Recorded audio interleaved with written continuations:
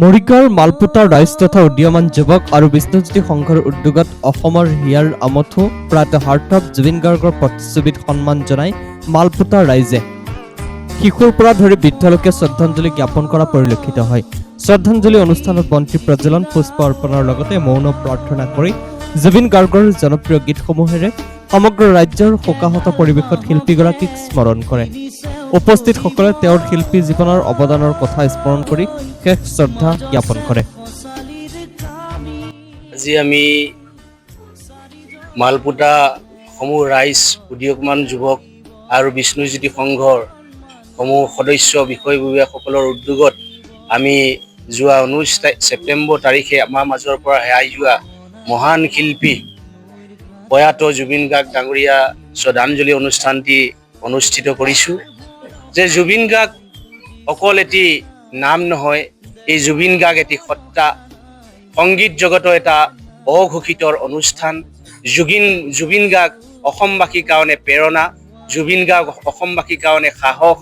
ই এটা আমাৰ অসমৰ কাৰণে গৌৰৱ, অসমৰ কাৰণে স্বাভিমান আৰু অসমৰ সংগীত জগতৰ এটা উজ্জ্বল নক্ষত্ৰ।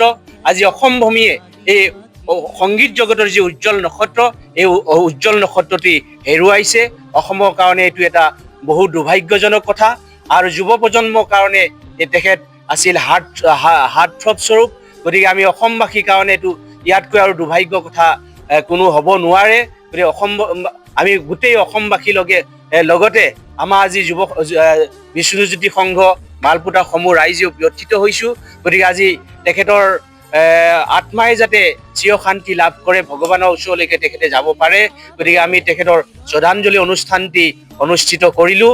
ভগৱানৰ ওচৰত আমাৰ এটাই প্ৰাৰ্থনা, তেখেতে যাতে চিৰ শান্তি লাভ কৰে আৰু এই মহান শিল্পীজনে আমাৰ জীৱিত অৱস্থাত তেখেতে অসমবাসীলৈ হিয়া উজাৰি প্ৰদান কৰিলে, হিয়া উজাৰি তেখেতে আমাক দি গ'লে, কিন্তু অসমবাসীয়ে তেখেতক জীৱিত অৱস্থাত একো দিব নোৱাৰিলে। সেয়েহে মই এই মঞ্চৰ পৰা কৰ্তৃত্বশীল বিভাগ আৰু অসম চৰকাৰক অনুৰোধ জনাব বিচাৰিছোঁ, তেখেতে জীৱিত অৱস্থাত যিটো মান সন্মান নাপালে, মৰণোত্তৰভাৱে হ'লেও তেখেতৰ যিখিনি মান সন্মান, এই মান সন্মানখিনি প্ৰদান কৰিব লাগে। আৰু ইতিমধ্যে তেখেতৰ মৃত্যুৰ যিটো ৰহস্য, এই ৰহস্য ওলাই আছে। ইতিমধ্যে আমি অনুভৱ কৰিব পাইছোঁ যে তেখেতৰ এইটো মৃত্যু নহয়, আকস্মিক মৃত্যু নহয়, ই পৰিকল্পিত এটা হত্যাকাণ্ড। গতিকে এই হত্যাকাণ্ডৰ ৰহস্য হৈ নাথাকি যাতে জনমানসত এই ৰহস্যবিলাক ফাদিল হয়, এইটো আমাৰ এই ৰাইজৰ কামনা। আমি কামনা কৰিছোঁ যিসকলে তেখেতক এই মৃত্যুমুখলৈকে ঠেলি দিছে, সেই সমাজ বিৰোধী ব্যক্তিসকল, সেই অত্যাচাৰী ব্যক্তিসকল যাতে আমাৰ সমাজৰ পৰা নিপাত হয় আৰু তেখেতসকলক যাতে কঠোৰ শাস্তি প্ৰদান কৰিব পাৰে, চৰকাৰক মই অনুৰোধ জনাইছোঁ। আৰু এনেকুৱা মৰ্মান্তিক সময়ত আমি তেখেতক কি প্ৰদান কৰিম, তেখেতক আমি এই সমূহ ৰাইজে তেখেতক এটা শ্ৰদ্ধাঞ্জলি অৰ্পণ কৰিছোঁ। আৰু তেখেতৰ যি শোকৰ সন্তপ্ত পৰিয়াল, এই শোকৰ সন্তপ্ত পৰিয়াললৈকে আমি মালপোতা বিষ্ণুজ্যোতি সংঘ আৰু সমূহ ৰাইজে সমবেদনা জ্ঞাপন কৰিছোঁ। আৰু অসমবাসী যিসকল ব্যথিত হৈ আছে তেখেতৰ মৃত্যুত, এই সকলোলৈকে আমি এই অনুষ্ঠানৰ পৰা সমবেদনা জ্ঞাপন কৰিছোঁ।